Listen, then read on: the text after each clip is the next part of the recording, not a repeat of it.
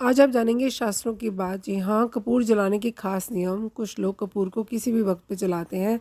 किस तरीके से कपूर को जलाना चाहिए और कौन से वक्त पे जलाना चाहिए और कितनी संख्या में जलाएंगे तो उसके सुफल आपको प्राप्त होंगे। मैं मां एस्ट्रोलॉजी से चारुर्वशी आप सभी का बहुत बहुत स्वागत करती हूँ। होप करती हूँ अच्छे से होंगे।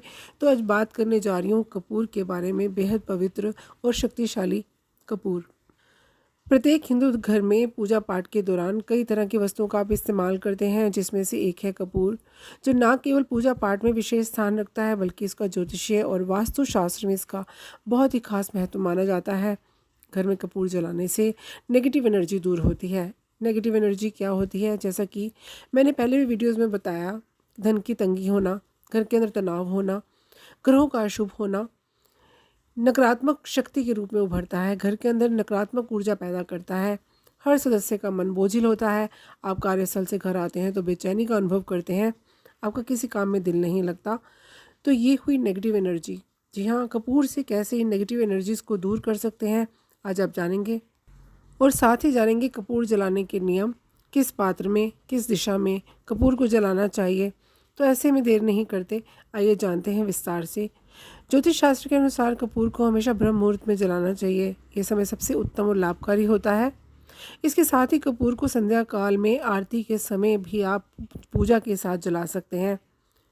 इससे आपके घर की नेगेटिविटी दूर होती है और सकारात्मक ऊर्जा का संचार आपके घर पे होता है। और जो भी लोग ब्रह्म मुहूर्त में नहीं उठ सकते वो सुबह और शाम के समय कपूर के इन टुकड़ों को ज़रूर जलाएं। इनको जलाने से आपके घर के अंदर सुख संपदा भी बढ़ती है, नकारात्मकता भी दूर होती है, धन की तंगी दूर होती है।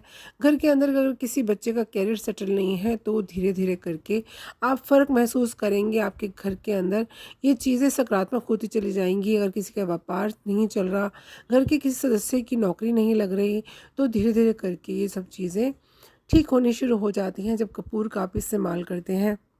सावधानी ये रखनी है कि मिट्टी के दीपक में कभी कपूर को नहीं जलाना चाहिए। मान्यता है कि कपूर तांत्रिक पूजा के काम आता है। गृहस्थ लोगों की पूजा सात्विक कहलाती है। ऐसे में गृहस्थियों को हमेशा कपूर पीतल के या बर्तन में या स्टील के बर्तन में या चांदी के बर्तन में जलाना चाहिए। इससे क्या होता है, पूजा जो होती है आपकी वो दोषहीन पूर्ण होती है। इसके अलावा दिशा की बात कर लें तो दक्षिण पूर्व दिशा में जलाना बेहद उत्तम माना जाता है। इससे आर्थिक संकट दूर होते हैं। यदि आपकी आर्थिक स्थिति ठीक नहीं चल रही तो ऐसे में रात को सोने से पहले चांदी की कटोरी में आपको 2 लौंग रखने हैं और साथ ही उसके अंदर 6 टुकड़े आपको कपूर के डालने हैं। जी, शुक्रवार की रात के समय अवश्य करें। शुक्ल पक्ष के शुक्रवार से शुरू करेंगे और नित्य करते चले जाएंगे तो जो आर्थिक समस्याएं हैं वो दूर होनी शुरू हो जाती हैं और आपको धन की तंगी का सामना बिल्कुल नहीं करना पड़ता।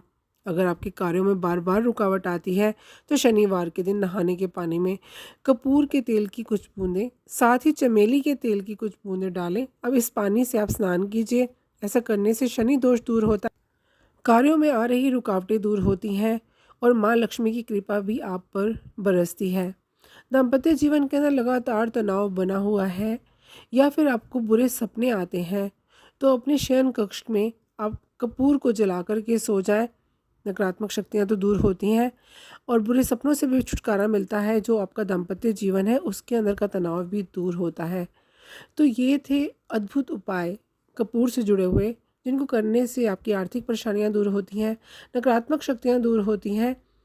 और 6 टुकड़े जब आप कपूर के जलाते हैं तो उससे आपकी धन संपदा भी बढ़ती है और आपके जीवन में खुशहाली आती है। दाम्पत्य जीवन आपका मजबूत होता है और उसमें सौहार्द होता है। और जब इसे जलाते हैं तो घर के प्रत्येक सदस्यों के आपस में सामंजस्य बैठता है और राहु केतु जैसे अशुभ ग्रहों का भी बहुत बड़ा उपाय है।